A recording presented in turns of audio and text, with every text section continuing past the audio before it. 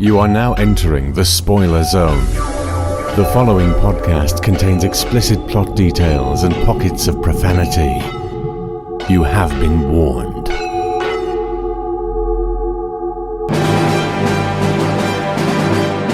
The Exton Moss Experiment. Adventures in Wine and Space with Simon Exton and Ken Moss.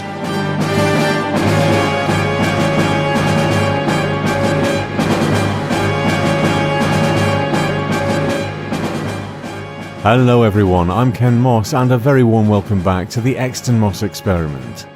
In the second of our Strangers in Space episodes, it's Dr. Exton's turn to be interviewed by Joe Ford and choose his Desert Planet picks in an edition from December 2024.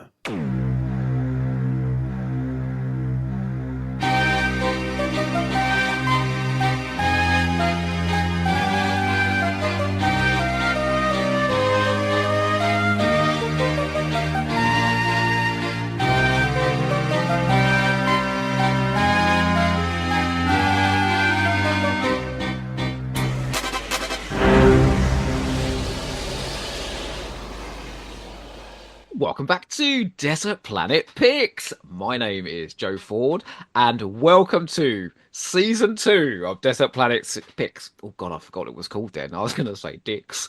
I am No here. complaints there. I am here. Yeah, you know who that is now already. With the magnificent Dr. Simon Exton. Hello, Simon. Hello, Joe. Now look here, we've been meaning to do this for some time, haven't we?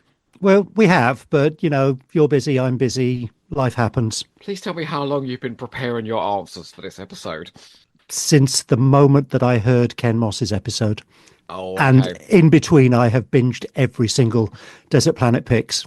Did you hear his rant in the middle of that episode about the education system now? And it all got very political in the middle there. It often does with Ken. I know. Well, let's see where we end up today.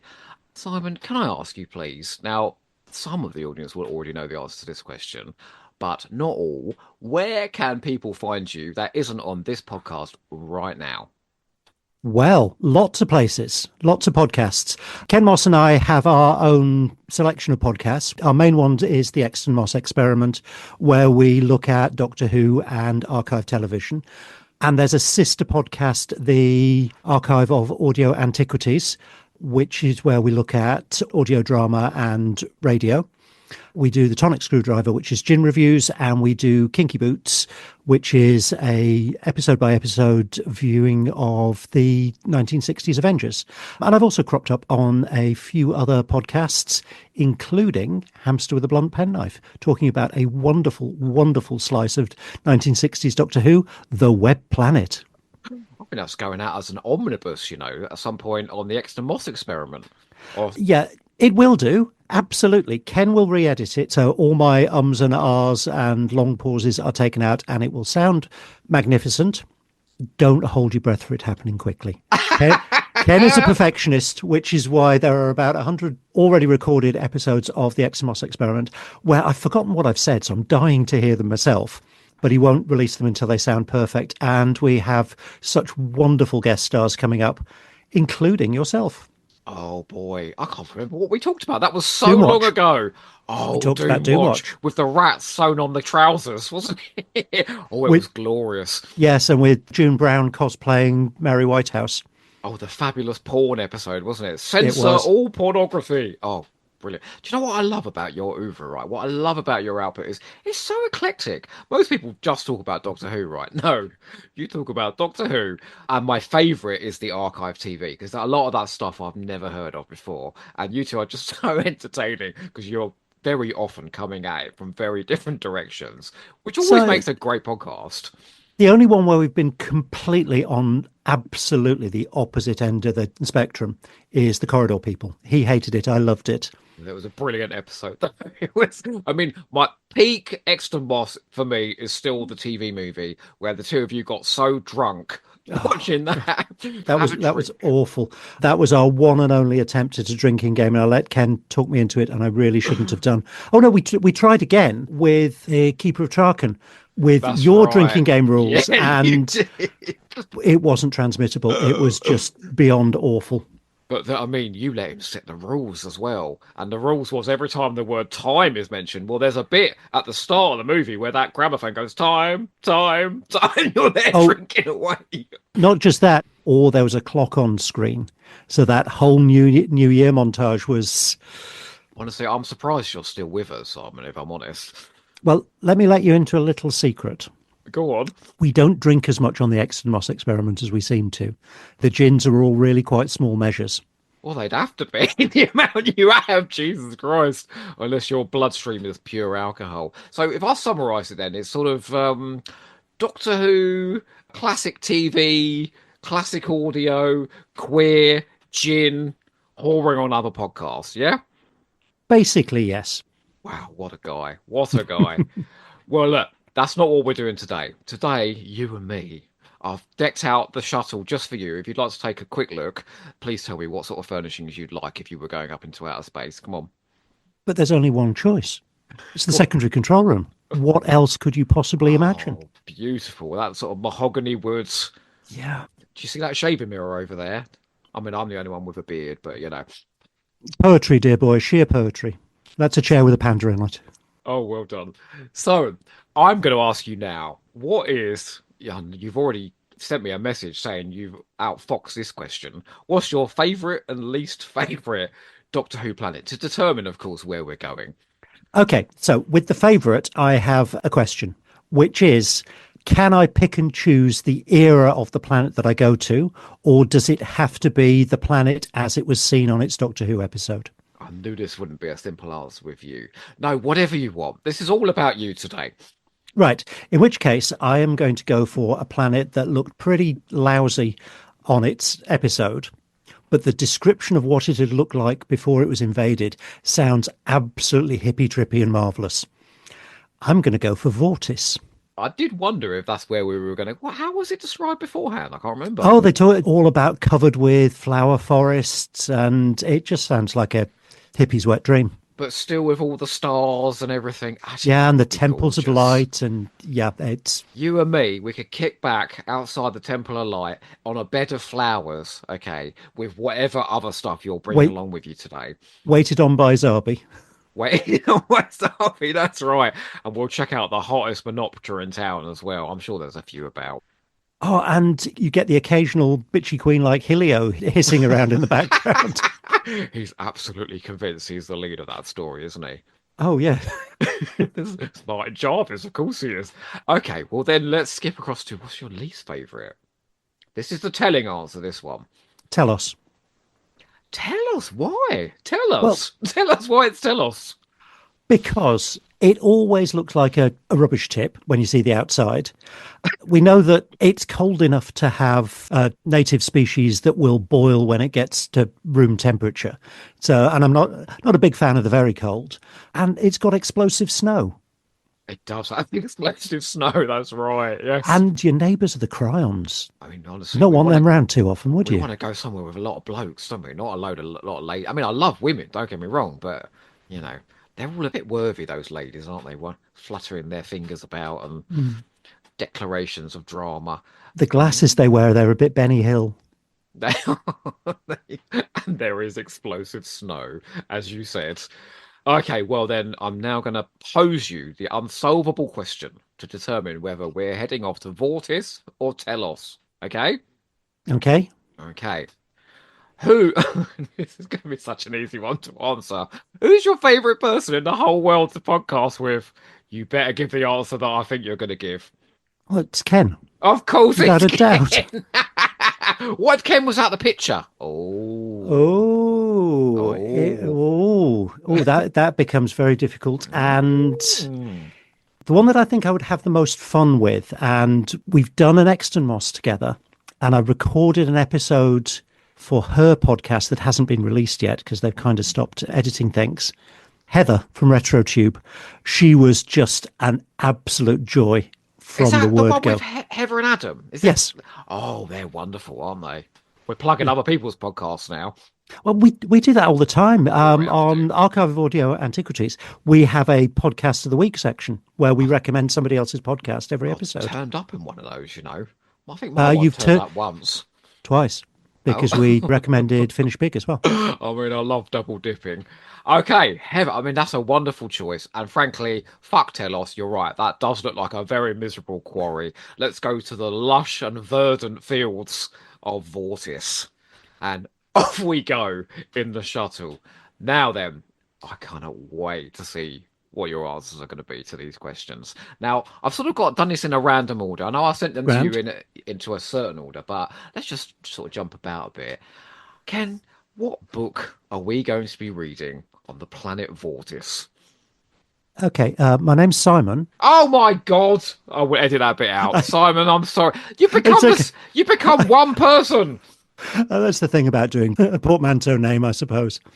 Sorry, what question was it you asked me? What book are we reading on the planet Vortis?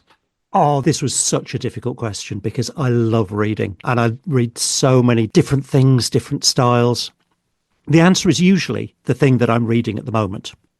And I'm in the middle of 2 books at the moment. I'm rereading Adrian Tchaikovsky's Children of Time trilogy. Oh, wow. Which is the most amazing sci-fi world building.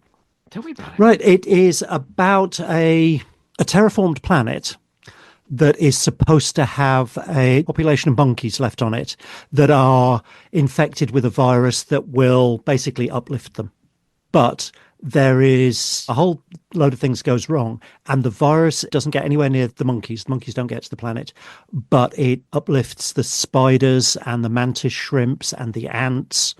And the way he describes the societies and the different populations and the way spider intelligence develops and the way ant intelligence develops, it is just astounding. This is the 3rd time through of reading. Has he studied the creatures then? So it's all based on real insects. Well, here's another podcast recommendation. Paul Cornell and Elizabeth Miles do a thing called the Hammer House of Podcasts, where they go through each film by Hammer in order. And if you're one of their Patreons, then you get access to their bonus episodes where each Patreon recommends a film. I recommended they do Victim, the Dirk Bogarde film, which was just astounding. But Adrian Tchaikovsky recommended them the 1950s giant ant radiation movie. Oh my God. Which is a fantastic... 1950s, did you say? Yeah, and he goes into so much detail about how good the ant science was. So he knows his stuff on that. And then the second book is all about octopi, and the third book is all about crows. And they are all brilliant. So that's what I'm reading at the minute. What? Well, you said 2. I always have a non-fiction and a fiction on the go, and I'm doing 2 rereads at the moment. So that Children of Time, and the non-fiction is The Emperor of All Maladies, which is basically the history and basic science behind cancer. Wowzers. That must be a massive book. It is, but it's brilliant. And one of the things that sort of founded my interest in oncology, and the best job I've ever had in my entire career, was working as an oncologist. And I shot myself in the foot by giving it up, and I regret it every day. I always suspected you had the brain the size of a planet. Now that is confirmed. I mean, that is not... I mean, I think the history of... That is such a huge subject and a very emotive one as well. Is it like a scientific book? Yes, but it's popular science, so it's not designed for people who know the ins and outs of the microbiology and the biochemistry and all of this. But it's for people who have a brain and interest. Why did you step away from it then? Oh, because they wouldn't give me a job in it, basically. I was working as a specialty doctor. So when you go through your medical training, you do your first couple of years, which is a bit of everything. And then in my day, you did a couple of years where you specialise in medicine. You get to be a member of the Royal College of Physicians, which is my governing college. And then you can choose what specialty you apply for, and you do 5 years training and end up as a consultant. And I, from medical school, wanted to do oncology. So I took a job working in oncology. So I could go along to the interview and say, look, I am so interested. I have a job in this. And it made no difference at all. I turned up to 2 years worth of interviews and got told that I wasn't fit to have the job because I wasn't interested enough in the subject. And I just got so pissed off by that. I said, fuck it, I'm going to go and do something else. And I went into acute medicine. And don't get me wrong, I've never had a medical job that I haven't enjoyed, but oncology was just absolutely the pinnacle. Thank you for sharing that. I was just curious. But anyway, neither of those are my choice. Okay. Well, and I've got a sub question as well. So books is going to go on for a bit. What's your actual choice? Well, There are a series of books that I can read and reread and reread. And with an awful lot of these, it's going to be, do I go for what the kind of thing that I read now, or do I go for the kind of thing that I read and overread in my formative years? And my formative years were very dyed-in-the-wool goth. I was really massive black hair, eyeliner, the whole 9 yards. Honestly, will you do me a favour when I bring this out? Will you send me some pictures that I can put out with it, please? Well, you're on my Instagram. All right, I'm there. I'm there. Obviously, with that, I was reading Anne Rice and Neil Gaiman and all that kind of thing. There are a few that I thought of. There are 2 books that I adore that I can reread any number of times, and that's Blue Heaven by Joe Keenan, Lux the Poet by Martin Miller. They are absolutely hilarious. I can read over and over and over again. There's a trilogy of fantasy novels that I read when I was a late teenager, and they were life-changing because the protagonist was gay, and it was really the thing that made me realise it was okay to be gay. There's a book called Ghoul, which was the first book that I stayed up all night to read. There is The Watchmen that I can read and reread and reread any number of times, but it's not any of those. Okay. You are leaving a trail of breadcrumbs here to your book. I am going to go for what is a giant doorstep of a graphic novel called The Invisibles by Grant Morrison. Okay. And it is the story of magicians living under the radar, where the society is controlled by an alternate group of magicians. So it's kind of like the Magicians Underground. It is just thought-provoking and beautifully drawn.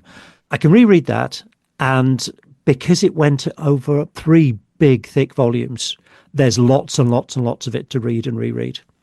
Do you know, I haven't explored enough graphic novels, and other people have chosen some. I'm compiling a small list as we go. Ones like someone else has recommended From Hell, and just a few others as well. That's going on the list because that sounds incredible. From Hell is good. I mean, Alan Moore is brilliant. The film wasn't great, but yeah, I watched the film not so long ago. Can I ask you, what makes a book rereadable for you then? You said those books say that you could reread again and again and again. What would make you come back to a book? If it makes me laugh. If it makes me laugh, I will probably read it over again, and it will make me laugh. So Good Omens will make me laugh every time I read it. I might reread it every 4 or 5 years. Blue Heaven is just the funniest book ever written. It was written by Joe Keenan, who is the chief writer behind Frasier. It's a farce set in New York in the 1990s about 2 gay best friends, one of whom gets engaged for wedding presents, because he goes to a family wedding and sees how much is given over at this Italian wedding, not realizing that he's about to try and con his stepfamily, who are the mafia. Oh, shit. Oh, my God. That is such a great... What a great idea. Why didn't I think of that? It is the funniest thing. And to give you an idea of the sense of humour, in the first paragraph, there's one character intently looking at another, and he's described as watching her like a vampire watches a haemophiliac's shave. One nick and you'll never know the time again. Absolutely. And the whole book, or actually the whole trilogy, is full of stuff like that. And it is unapologetically queer. It is just a joy. Well, I realise this will be quite a romantic setting, but when we're lying out, I mean, I'm not going to make you choose one. Let's bring all of those books because they all sound incredible. When we're lying in an orchard on Vortis looking up at the stars, will you please read me that fabulously catty book? It just sounds delightful. Have we got a deal? I will, but you might prefer the person we're bringing along with us to read it to you. Oh my, how did you know that the second thing on my list was the person that we were bringing? I didn't. Okay, well, you do now. Who are we bringing along with us, and are they a good reader of books? Yes, they are a good reader of books. And again, this was a really difficult choice. So I did think, should I bring somebody famous that I would just love to spend time with? So somebody like Miriam Margolyes or Stephen Fry or Eddie Izzard or Anneke Wills, any of those just stunningly entertaining people. With Miriam Margolyes, are you sure you'd be hearing about her vagina for the rest of your life? I'm a doctor. I've seen plenty of them. Fair enough. Okay. And Anneke Wills is no slouch when it comes to fairly graphic descriptions if you read her autobiography. I've just finished it, naked. I've just finished it. What a life. Well, you finished half of it, because there's self-portrait as well in the second volume. No, I got both. Yeah. Oh, No, right, no. okay. Yeah. That whole period where she was off with that Cole was Yeah. incredible. I'm generally not massively interested in what actors have to say because they're people doing a job. And it might be a job where the output is something I love, but they're people doing a job and it's like talking to anybody else. I might want to talk to them about the job they do, but possibly not an awful lot else. One of the exceptions, and the big exception in the Doctor Who world, is Annika Wills, who has just had the most astounding and interesting and multifaceted life. It's warts and all that book. Oh, yeah. It really is. Anyway, sorry. Yeah. Anyway, I decided against somebody famous because you don't actually know what they're like until you're stuck on a flower planet with them. And, Annika Wills, she'd probably appreciate the whole hippie aesthetic. And then I thought, I have some lifelong friends. Met when we were teenagers. My friends Lulu and Tree, they're two sisters from Birmingham. They were the witnesses at my wedding. We are 3 parts of the same brain. Okay. Are they coming? No. Okay. There's my friend from Belfast, Nathan, who we can pretty much finish each other's sentences, but I wouldn't take him away from his wife and kid. That's fair. There's my wonderful friend Ken Moss, who is just somebody I can spend forever talking to. And it's not him either. Oh, I really thought it was going to be. Yeah. It's another Ken. And this is Ken Seddon, who was my PhD supervisor when I was working as a chemist. And he is the most fascinating, intelligent, dynamic person to talk to who has such a wide variety of interests. He was the one that introduced me to a lot of British telefantasy. We went to see the surviving episodes of the Quatermass Experiment on the big screen in Manchester, I think for their 50th anniversary, or maybe even their 40th anniversary. No, I wouldn't have known him then, 50th anniversary. We were incredibly good friends. And he died on a Saturday night when I'd gone over to visit for the weekend, and I was meeting up with him on the Sunday. So I turned up on the Sunday morning with a box of chocolates for him and ready to chat and shoot the breeze and everything. And I went into his care home because he did have quite advanced cancer. Went in and said, "Oh, I'm here to see Professor Seddon." "Oh, no, he's dead." No, Professor Seddon, he's one of your younger residents. No, he died last night. And then just walked away. And I'm not sure I've ever been as affected by a death as by Ken's. Because family stuff, I've always known that it's coming, or before my time, or somebody I didn't know terribly well. But Ken was an incredibly dear friend. And I would love to be able to sit and talk with him again. And he was just a joy to talk to, as long as he liked you, or hell in a bucket if he didn't. I've seen him rip shreds off some of his other students, and I was thinking, oh, thank fuck you like me, because otherwise I would never survive this. Obviously, we're going to do this, and he will be there on Vortis, and we will have many amazing conversations with him. But what would be the first thing you talk to him about?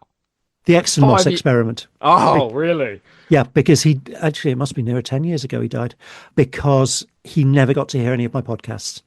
And I would love for him to have done that. And then the fact that we can now see The Enemy of the World and The Web of Fear, because he was a huge Doctor Who fan, and Troughton was his era, and Web of Fear was the one that he said was the absolute standout. Well, don't break many rules for this format, all right? But we will bring... you've got to choose a classic Doctor Who later, but we're going to bring those two as well, just for him. What a wonderful... He sounds like a remarkable fella. Oh, he was, and frighteningly intelligent. That's how I like him, though. You know, what do you think we're talking right now, eh?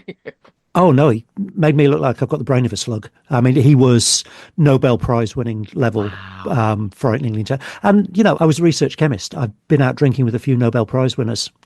Ken outshone them all. Well, I think the conversation is going to be wild. Absolutely. And you said he could read a book as well. He had two accents. He had his lecturing accent, which was where he could make the dullest mathematical chemistry spellbinding, because he could just put this very engaging voice on, and he did the most fantastic lectures. But he also got his natural accent, which was broad Scouse. That's a proper happy place accent. Kind of sexy as well. Well, do you know what? Let's spin around then to cuisine, because I never know what's coming with this. What food, what meal, what cuisine would you like us to eat on Vortis? Pretty much all of these I had a real difficult time choosing. So there are some things that I just love eating. KFC I can eat until it comes out my ears. Yes. Oysters, Cornish cream teas, Ulster fry, all of that. gorgeous. Are you telling me we're not taking any of those things? Nope. Oh, Simon, no. And then I thought I could take something that I cook, because I quite like cooking, and I've got a few things that I really like making. So I've got my ex-husband's recipe for butter chicken, and he's Bengali, so he's got a proper home-cooked Indian butter chicken recipe that is just sex on a plate. I make a mean beef Wellington, and I invented myself a Thai-style fish stew with galangal coconut and lime juice and nampla and lemongrass, and all of those are absolutely gorgeous. But none of those are the things that we're going to take. Will you stop enticing me with things, please, and then say I'm not allowed to have them? What are we taking? What we are going to take is my ultimate, absolute comfort food. If you say beans on toast... No. Well, not quite. Go on. When my sister and I were kids, parents used to work on a Saturday, so we were looked after by our grandparents. And this is how I first came across Doctor Who, because my nan was a big sci-fi fan. She was also a bloody awful cook. Okay. But she could make one thing superbly well, and that's poached egg on toast. Oh, yum. And Saturday would be poached egg on toast in front of Doctor Who for as long as it took for my folks to finish work, and then the Doctor Who got turned off. But my ultimate, absolute comfort food, poached egg on toast. I mean, that's just after all those intricate meals you just described. When you have poached egg on toast, I'm not sure KFC's that intricate, but... Oh, well, you haven't seen my palate, Jesus. But when you have poached egg on toast, does it take you back to watching Doctor Who? Yes, absolutely. Yeah, it's quite potent, isn't it? Food and music, I think, are quite potent. Yeah. And then for after that, custard, because I can eat custard straight from the carton. Oh, so can I. What's the best custard, though? One you made yourself, or...? Oh, God, no. You can never make custard as good as comes out of a factory. I like ambrosia. Is that really boring? Yeah. No, that is the perfect thing. I don't even pour it out of the can. I'll just eat it straight out of... God, I'm admitting this in public. But yeah, if I've had a really shitty day at work, I will come home and guzzle my way through a can of custard, and I have to hide them.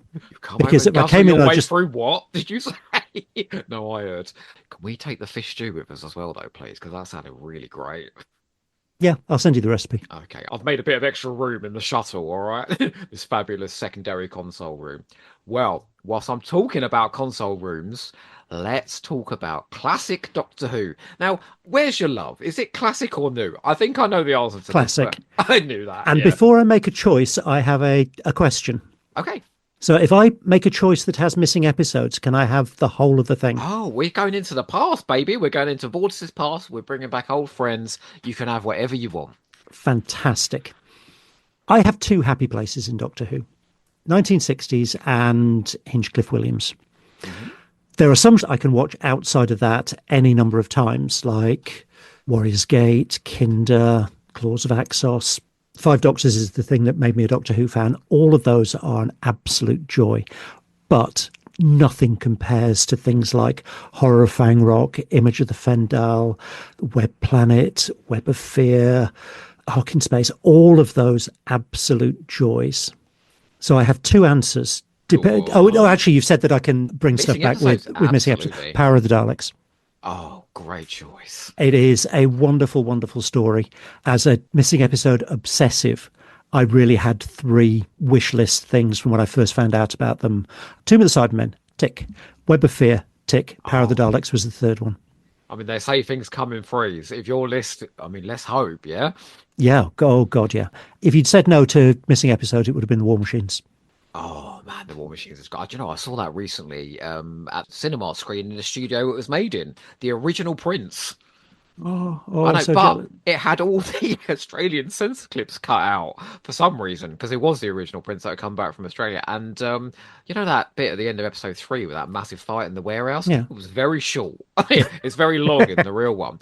Actually, the first Doctor Who I saw on the big screen at the BFI was the War Machines when it was first returned from Nigeria.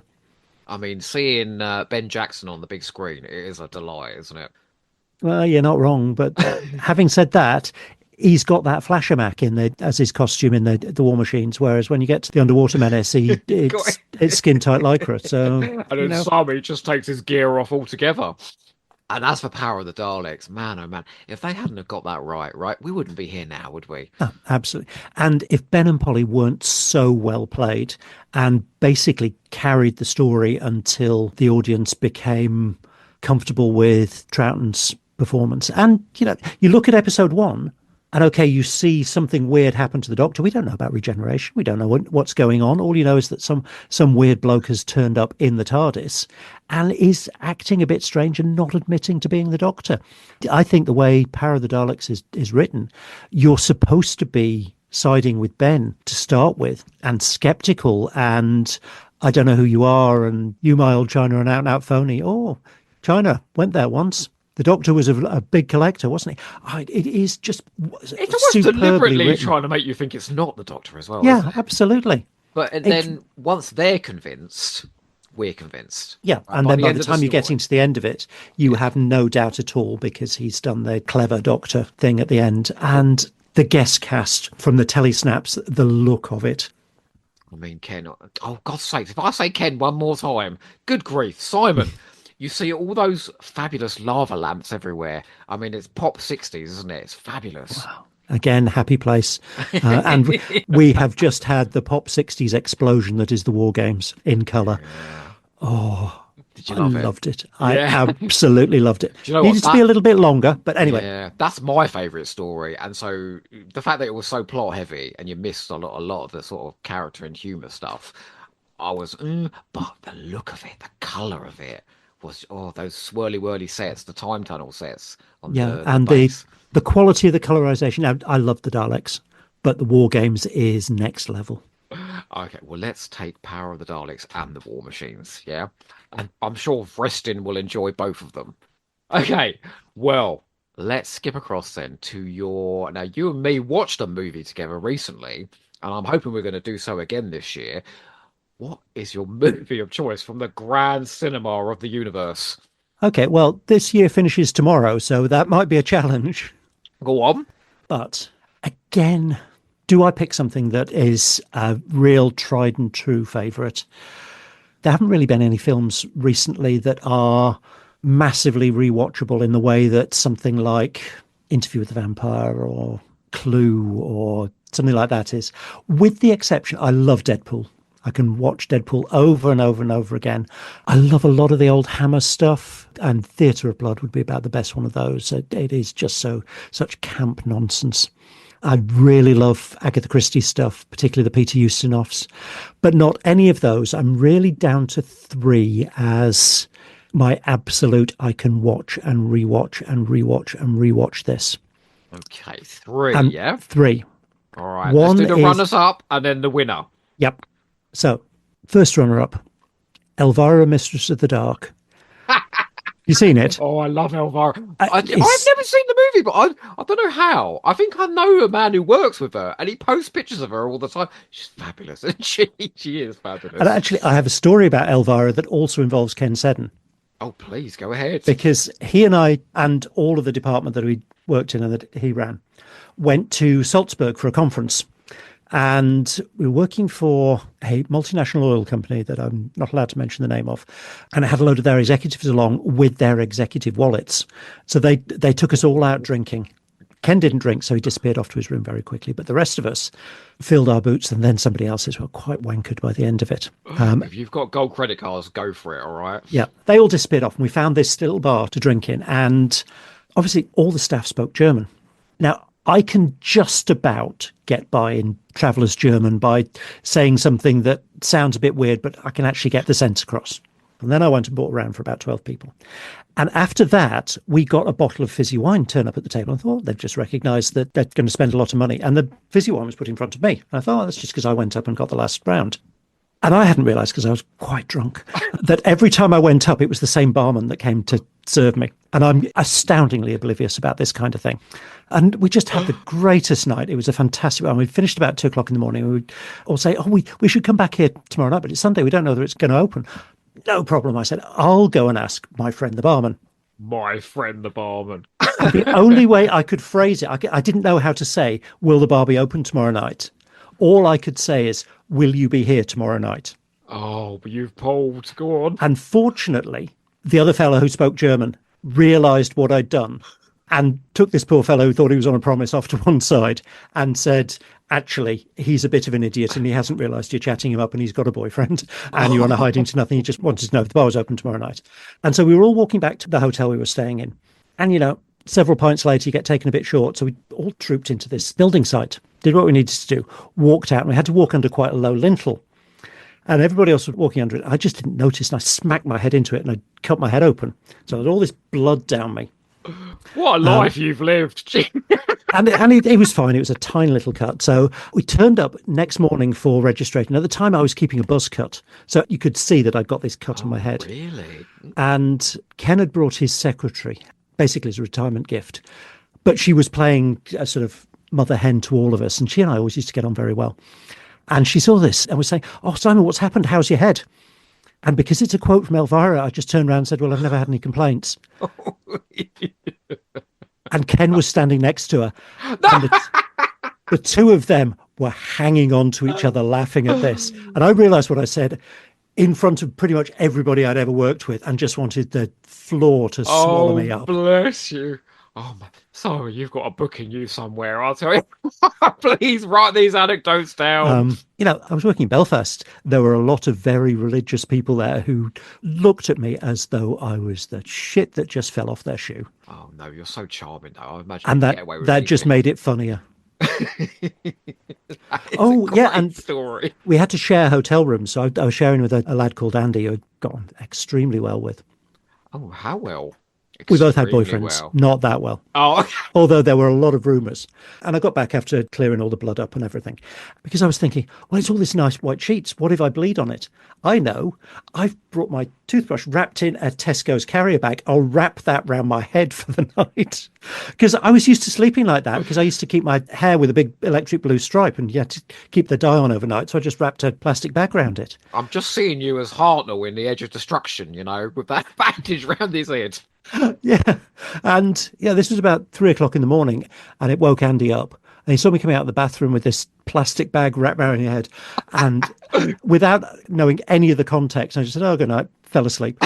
And apparently he stayed up for about 2 hours thinking, what sort of god-awful freak have I ended up sharing a hotel room with? And I explained to him the story the next morning and thought it was hilarious. Come on, Simon, how many more night out stories like this do you have? All right, I'm going to do a whole podcast of just your anecdotes. These are great. Oh, any other celebrity ones? I went drinking with Fenella Fielding once. Oh, we'll talk. All right, we'll talk. That's first runner-up. Yeah, of course, that's just the runner-up. Sorry. Next runner-up, Midnight in the Garden of Good and Evil. Love the film. I've never seen that one. No, I've never seen that. It's wonderful. It's part murder mystery, part courtroom drama, part Southern Gothic. That's a hell of a blend there. Oh, it is. And it has wildly entertaining drag queen and Clint Eastwood's daughter singing along. It is just astoundingly enjoyable. No. Neither of those are the choice. Okay. The choice is one that I can watch over and over and over and over again and love every single time. It's the Rocky Horror Picture Show. Oh, yes. Yes. In just 7 days, I can make you a man. Now, I don't even need to say why, but for the rest of the audience, why? Because it's incredibly entertaining. It's a musical with a lot of camp, with a giant shovel load of goth, Christopher Biggins dancing around to the time warp, hot men in their pants. Oh, yeah. And the icing on the cake of every film that he is in, Tim Curry. He is just wonderful, isn't he? He even managed to make that dreadful modern-day version of Evil Under the Sun. No, it wasn't Evil Under the Sun. He did a modern-day Christian. He did a terrible version of it. He was the archaeologist, and he was incredible. He's just an amazing actor, Tim Curry. Yeah, it's Evil Under the Sun. Or was it Evil Under the Sun? Yeah. I mean, I haven't seen it because... Oh, no. Mark Gatiss rewrote it. I mean, what's going on? Yeah, that's not selling it. Yeah, most modern adaptations of Christie have been pretty shit. The exception is And Then There Were None. That's about the closest adaptation to the original. It is brilliantly done, but they managed to fuck up Crooked House, which is just the most clever. It was Agatha Christie's favourite book that she wrote. It was so clever, and it's turned into a dirge. Any of the Branagh films are, I want to commit murder once I've seen them. They are so bad. Well, let me spin you back round to Rocky Horror then, because my MVP from that film is Patricia Quinn. Anything she's in, vamping it up, I'm just in heaven. Dragonfire, I'm there for it.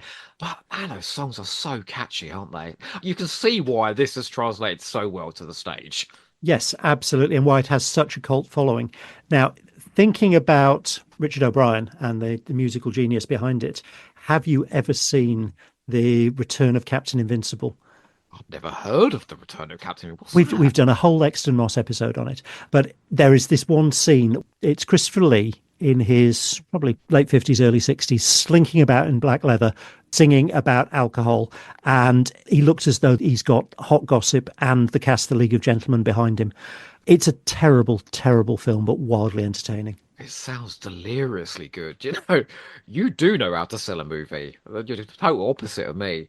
Rocky Horror Picture Show. I mean, watching that on Vortis with your oh my God, we're gonna have the best time ever. Yeah, we're not going to need drugs. Oh, Jesus Christ. Not on Vortis, we're not, no. This is the one that really intrigues me, right? Because I know you love Doctor Who. Yeah. But now I want you to choose a body of a TV show, so an entire TV show that is not Doctor Who. Oh, God. This was really, really tough. Really tough. I'm not going to choose The Corridor People. Oh, shame. For all I love it, it's only 4 episodes.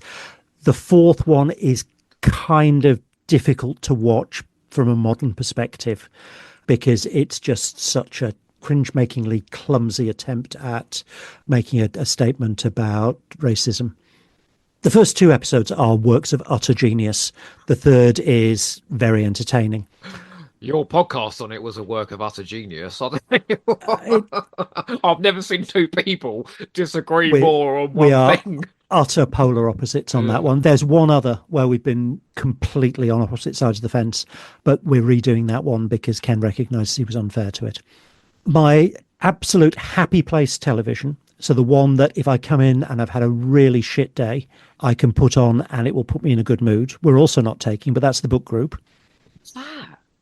Oh, it was a Channel 4 thing from the 90s about a book group, and it's about a group of people in Edinburgh who set up a book group, and each episode is based in one of their flats around the book that they choose. That sounds great. It is. It's wonderful. And then they do a second season. They turn every character completely on their head.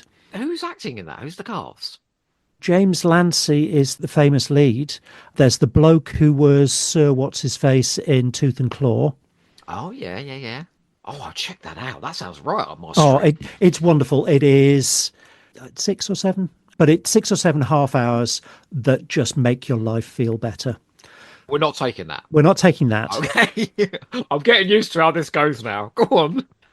I thought about my favourite sitcom that I can watch over and over again, which is The British Empire. Not taking that. I fucking love the Brits. The one where the ceiling fell on his head.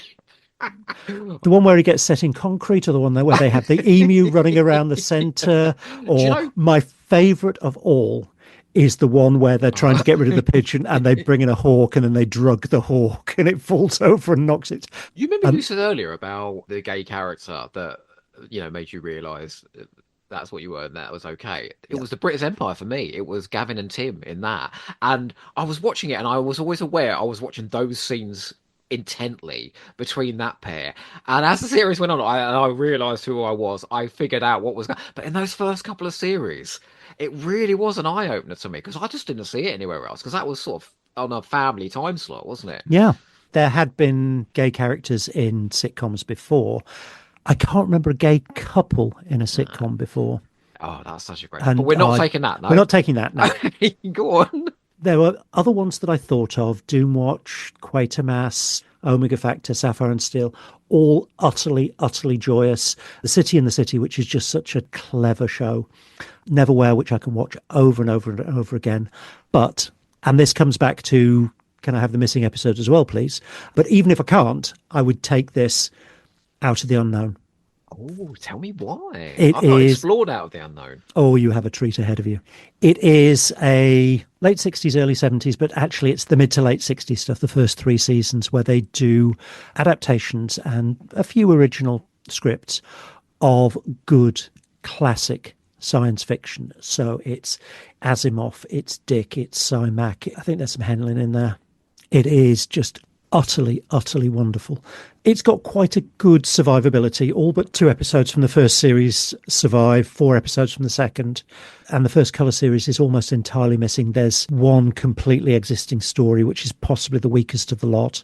And the one that has Daleks in hasn't survived. The 4th has a new producer and it's much more psychological.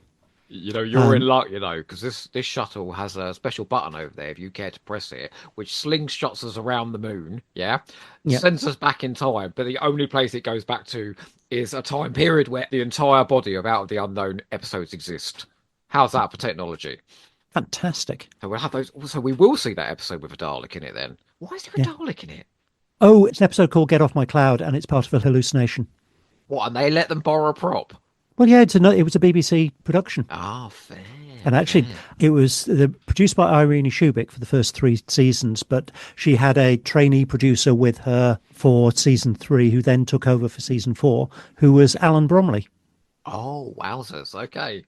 I mean, he had quite a prestigious career away from Doctor Who, didn't he? It was sort of the Doctor Who where he was controversial. Yeah, and to be fair to him, probably just needed to work in a way that he'd never had to before. Yeah. I think TV moves on a lot between The Time Warrior and Nightmare of Eden. Your lovely mate Kenny we're bringing with us. Has he seen Out of the Unknown? Yes. Oh, boy, well, then the conversation's going to flow. There were certain things in the 60s, because that was when he was a student, that he says how brilliant they were. Things like Web of Fear and the Out of the Unknown stuff. And there's a thing that exists, which I've only ever seen the first episode of, called Object Z, that he used to rave about. And actually, there is one TV show. It was the last TV show he ever recommended it to me. And I'd seen most of it, but I had never seen the final season. And I still haven't. And I've got the box set, and I can't bring myself to watch it, because when I do, I have no more recommendations from him. And that's Gotham. Oh, great show. First 4 seasons, wonderful. I can't bring myself to watch the 5th. And I've got a book that he recommended me as well that I haven't been able to bring myself to read, because once I've done those, I have nothing left. The cinematography in Gotham is out of this world. The imagery is beautiful. Yeah, keep that series. Or maybe, just eke it out a little bit at a time. No, once I start watching it, I'll watch the lot. Although, it's not one you can watch episode by episode. I so badly want to watch the British Empire with you. We're going to bring that along as well, because I think we'll have a riot with that. Colin, I mean, oh my God, I can't remember her name, with the baby in the cupboard. Carol, she's wonderful, isn't she?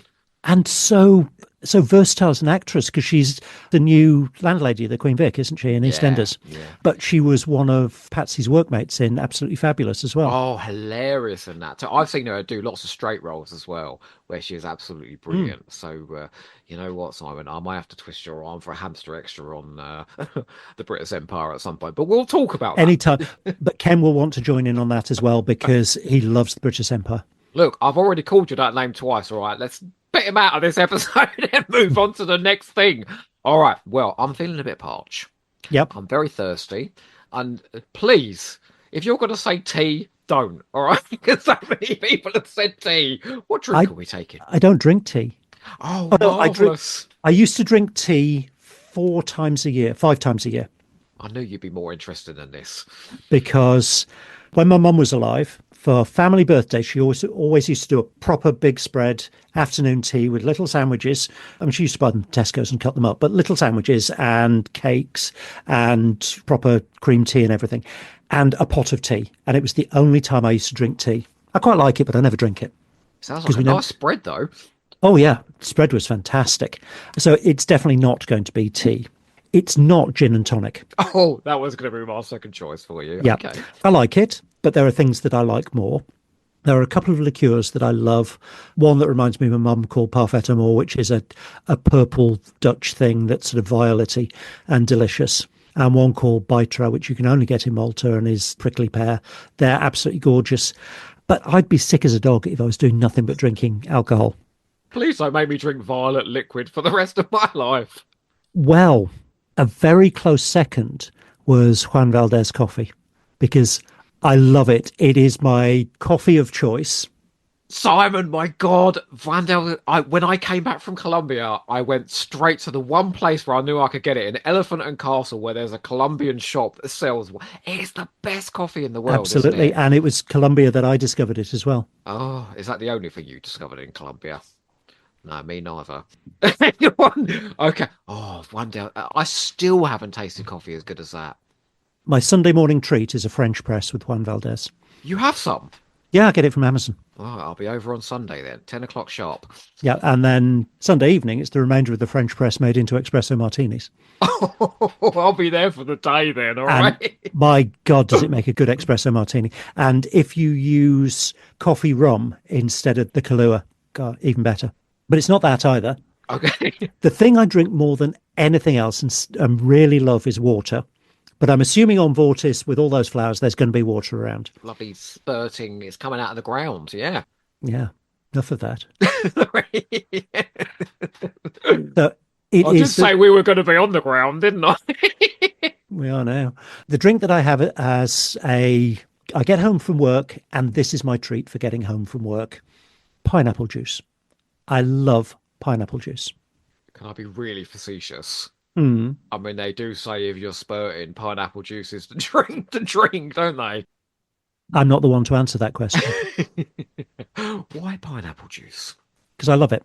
I mean, it's delicious. Yeah. One glass a night, yeah? Yep, one glass a night. I have a stock of cartons, keep one in the fridge, and I have a glass a night. And is And there it a is particular brand of pineapple juice? Yeah, whatever's cheapest. Oh, okay. I'm not classy. I don't believe that for a second. I can't believe we went for all those liqueurs, Juan Valdez coffee, and we landed on pineapple juice. It's going to be Well, amazing. I wouldn't want to be predictable. Well, now I am going to swing. We've got two categories left here, and I'm going to swing you around to your less favourable area of Doctor Who, but I'm sure there's some gems there that you love. That's the new series. And most of it I love. It's stories from almost every era that I can watch and rewatch and rewatch and rewatch. The number of times I've seen The Devil's Cord is ridiculous. Oh, it's fabulous. Because it is just so entertaining. Voyage of the Damned, Doctor Who doing disaster movies, what's not to love? World Enough in Time is just breathtaking. School Reunion. Oh. I'm not a teary person, but Neither am I, but it has the same effect on me. that bit where she's saying, please just say goodbye this time.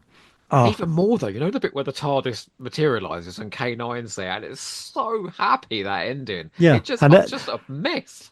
and I mean, she's such a good actress, but that sadness and happiness and every emotion playing across her face and just, okay, nine. And oh my God, it is brilliant. And it's even more, it's even sadder now, isn't it? Now we've lost Elizabeth Sladen. Yeah.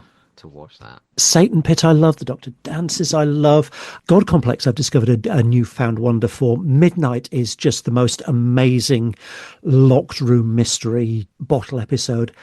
Absolutely fantastic. None of those. The Doctor's Wife.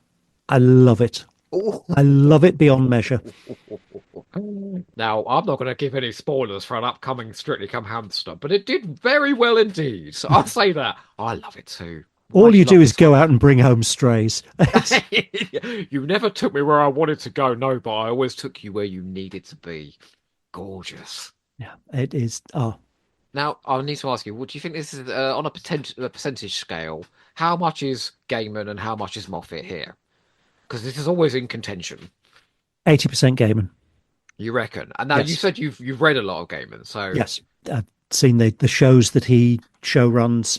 Yeah, mostly Gaiman, which is why Nightmare in Silver was such an unbelievable disappointment. What I was happened? so looking forward to it, and it's just sort of, you've turned it into a really shitty Borg episode. Really bad. Cybermen running? What's that all about? Yeah, One thing about The Doctor's Wife is I know it was originally supposed to be a Series 5 episode, and it just feels like it's got the aesthetic and the tone, that sort of dark fantasy tone of Series 5. That sort of, it's a cliche to say that sort of fairy tale feel to it. It does feel like an outlier in Series 6, yeah. but in a good way. And it would have been so much better if Rory and Amy had been sidelined, if it had just been the Doctor and Idris. Saran Jones. Oh, she's brilliant. But they all are. The bit where you see all the boxes and this is the sigil of the Corsair, and you realise that these are all the Time Lords that have been lured there, and they're the ones that survived the Time War but then got eaten by this thing. Oh, I love the two crazy auntie and uncle, with the massive arm of the Corsair made sort of stitched together like it's just incredible. That's all a bit Morbius. Yeah, it is. And the visuals, that enormous spaceship that's hanging over the TARDIS, when they come out and stuff. Huge ambition there. Okay, well, I can't imagine us having any trouble watching that again and again. I've always criticised Matt Smith for his angry acting, but I think he gives one of his best moments, angry, at the end of that, where Idris goes back into the TARDIS and he's like, and you are just so small. It's such a triumphant moment at the end of the episode. Yeah, I absolutely love it. Well, as your last category, and this is a huge responsibility now bestowed upon you, because it is the music category and it is how we're going to out the episode. So this is going to be people's lasting memory of you at the end of this episode, all about Dr. Simon Exton. Now, it can be a body of music, it can be a single song, it could be a singer, it could be a band. What music do you love? Lots and lots and lots of different types of music, and for different reasons. And this is about the most difficult category. Okay. Because, like I said, I started off discovering music with 80s New Romantic. I was a huge fan of the Fiction Factory. I loved Nick Kershaw, Duran Duran, The Adventures, things like that. And then I discovered rock with people like Gary Moore and Rainbow and Thin Lizzy. I've always been surrounded by 60s stuff because of my parents, so the Beatles and things like that. I've segued into goth stuff with Lulu and Tree, so Susie and the Banshees and The Mission, Australian band called Big Electric Cat that I just adored, very ethereal stuff like Speaking Silence, Love Spirals Downwards. All of these quite obscure bands that I just absolutely adored. When I was thinking of moving to Belfast, and pretty much everybody that I knew recommended that I didn't, the thing that swung the decision, other than getting on insanely well with Ken at our interview, to the point where I thought he'd given up on the interview and we were just chatting. And I thought, well, I fucked this up. For some reason, he stopped talking chemistry 5 minutes in, and we're just talking books and music and things. And I'm just going to walk away with some good recommendations. And I've seen A New City, and you could have knocked me over with a feather when he offered me the job at the end. But the thing that really swung it was that at the time, 3 of my favourite musicians came from Northern Ireland. Gary Moore, The Adventures, and Jackie Quinn. And I used to play their stuff absolutely to death. And that was the thing that persuaded me that if Belfast can produce music this good, it's a place worth living for a few years. So all of those, but they're all a bit in the past. And pretty much all of my music taste is in the past, to be honest. There's a few things that I like that are modern stuff, but mostly of anything that's rooted in the past, it's my music taste. So I'm with you. There are albums that I can just put on and listen to endlessly. Tapestry by Carole King is one of the most perfect pieces of music ever made. ABBA, oh God, I have a story to tell you about ABBA. Go on. My mum was a huge ABBA fan, and when she died, I spent about 10 days clearing out their house because my dad couldn't cope. And after I'd pretty much finished it, and I was stopping over with him, and he just said, I'm sick of you being around anymore. You've got your own life to live. Bugger off back home. So I did. Bugger off. And Alan and I had a holiday booked for about 2 weeks later. And because it was just outside the pandemic, it was the first holiday we'd had for about 2 years. My dad phoned up and said, you're thinking of cancelling your holiday.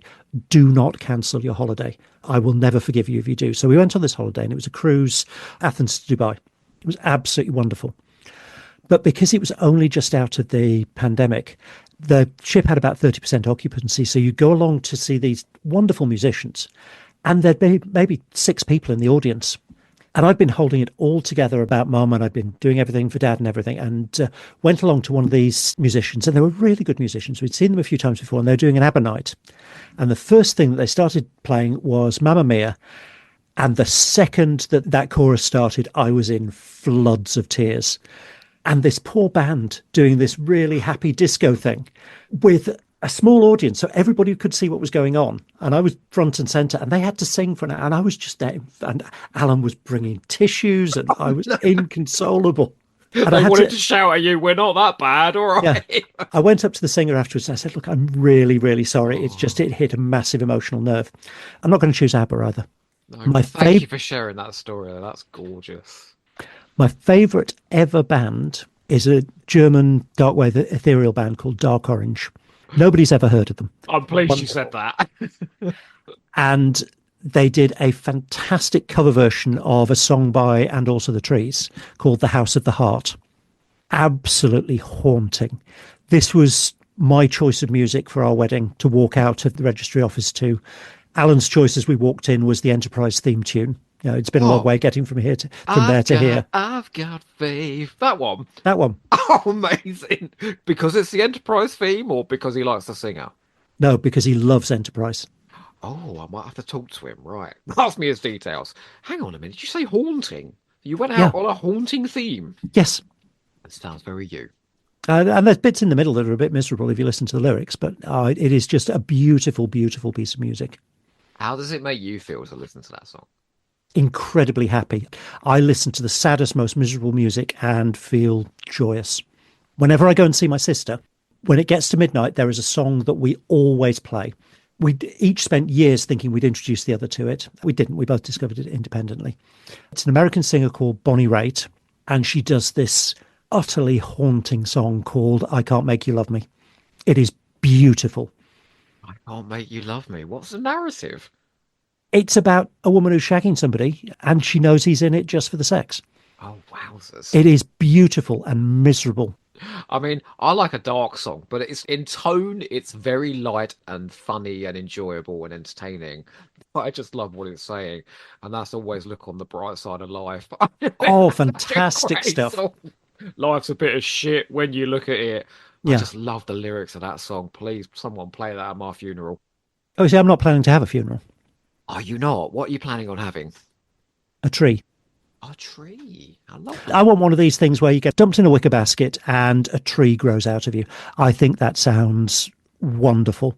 And both my dad's still alive, but my parents both set up a system where when they die, funeral director comes and collects them, and that's the last we see. No service, no ashes to do anything with. It's just they're carried out the door, and that is the last we ever see of them. That's both their wishes, and I really like that idea. Alan doesn't like that, so that's not what will be happening. But I don't want a big deal made out of it, and I want to turn into a tree.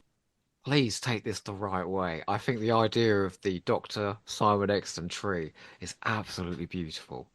What a beautiful thing. My sister's plan is to get a load of people together who want to get turned into trees, turn them into apple trees, and make dead good cider. But please don't tell the people drinking it.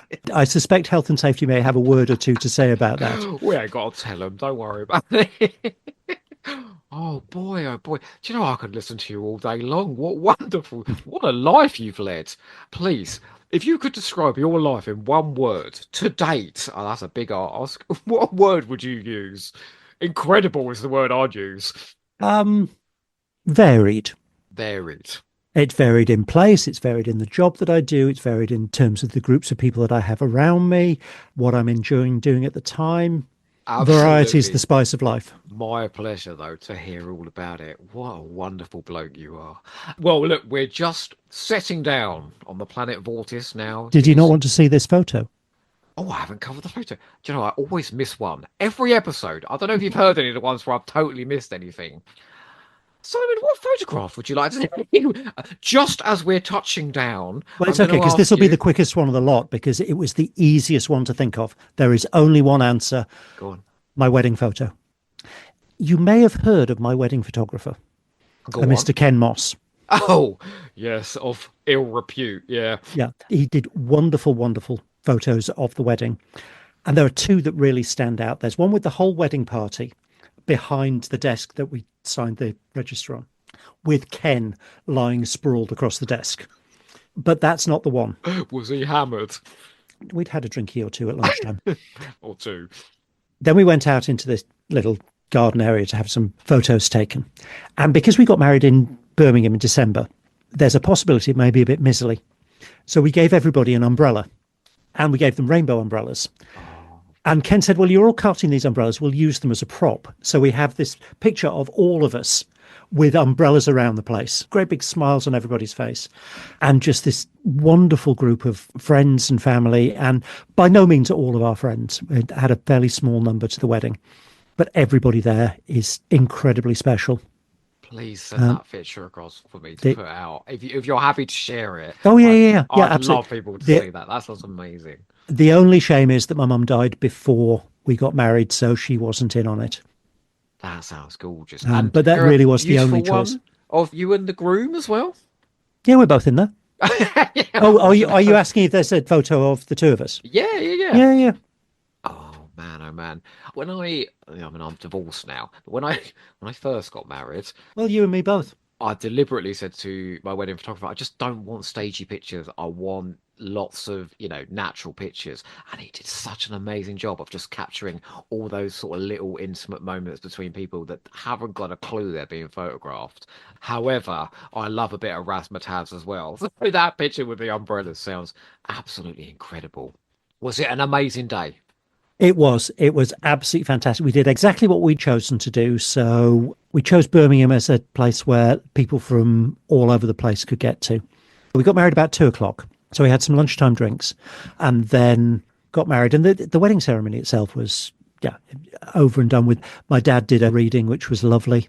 My friends Lulu and Tree were our witnesses. Alan's witness was the lad who introduced us, who's my old landlord and a very old friend of his, and his lifelong friend Val.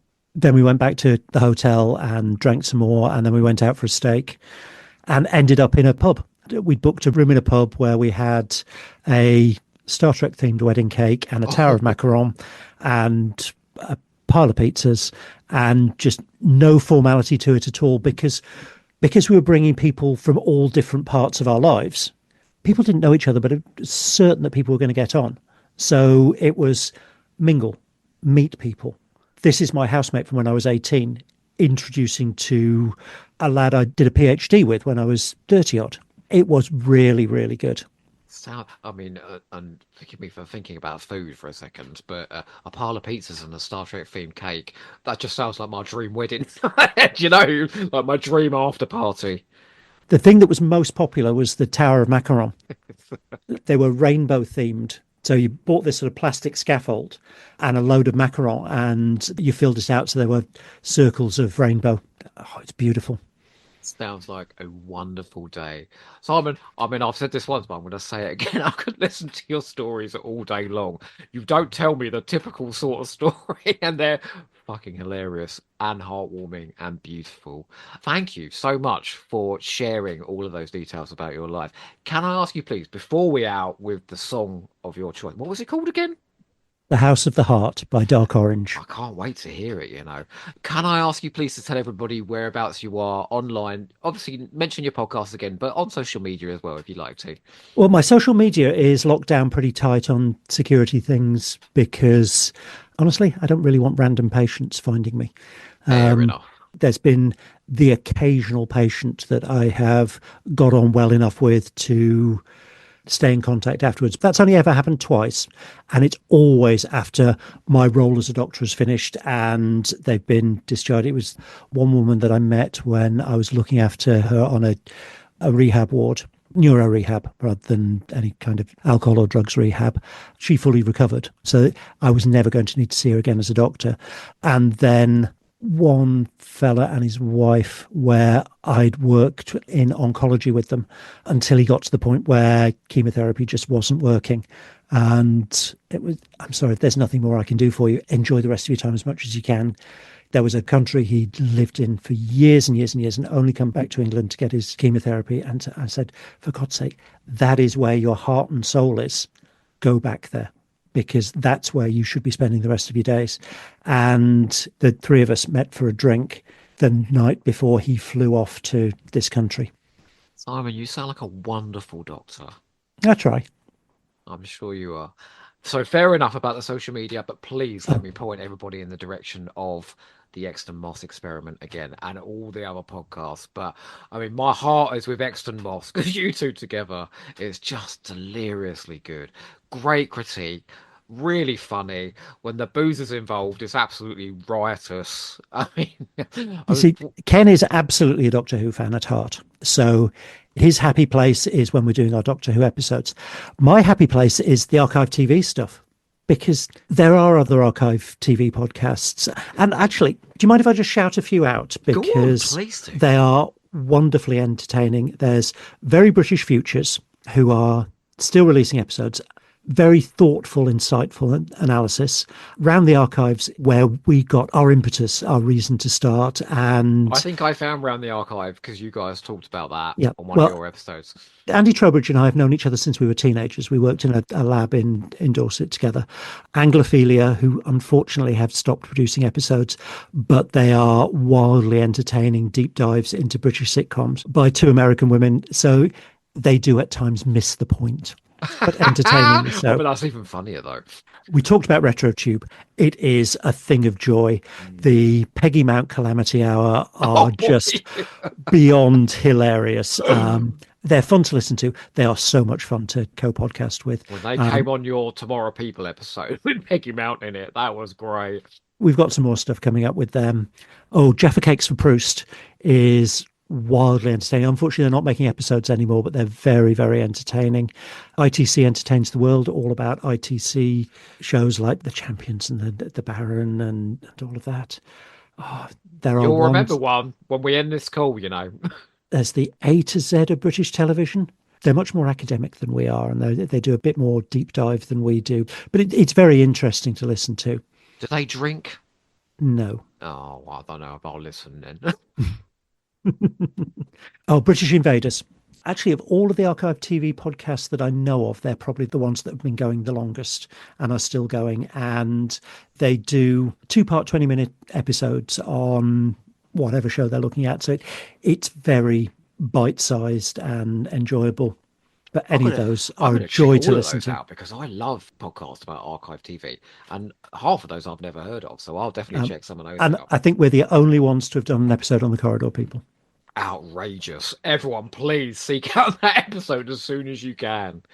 Simon, thank you so much for coming on today and opening Series 2 of Desert Planet Picks. We're touching. Well, thank you. I'm pleased to be your first.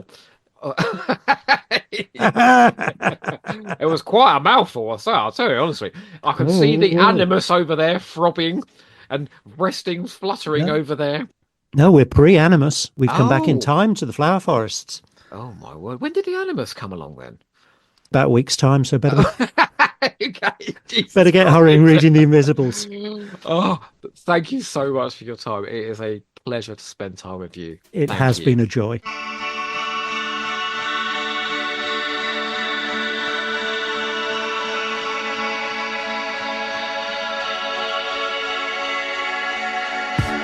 Stand beneath the racing sky.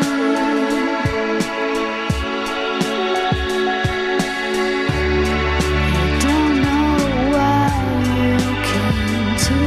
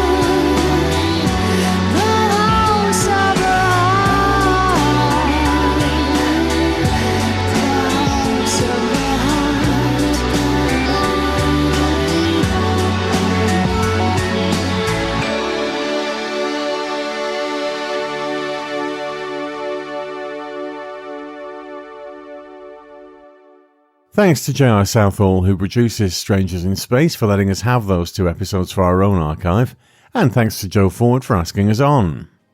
Next time, it's a special edition with full commentaries on the 2 recovered episodes 1 and 3 of the Daleks Master Plan. Until then, thank you as always for listening. We'll be back soon. Ta-ta. The Exton Moss Experiment featured Simon Exton and Ken Moss. All featured soundtracks are the property of their respective producers, and no infringement of copyright is intended. Title music was performed by the BBC Symphony Orchestra, and the programme was produced by Maverick Productions.